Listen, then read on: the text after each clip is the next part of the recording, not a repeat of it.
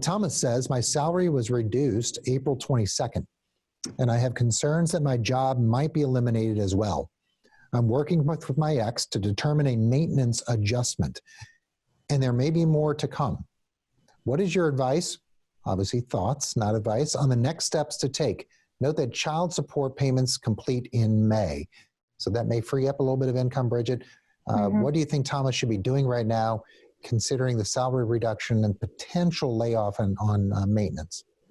Well, I think it's helpful that his ex-wife is willing to work with him, but just in case negotiations fall through, he should still serve and or file a motion in court just to preserve the retroactivity in case they're not able to reach an agreement. In the state of Minnesota, it's retroactive to the date of service, but in other states, it may be retroactive to the date of filing. So that can be done just in case things fall apart. It will still preserve the retroactivity of the modification.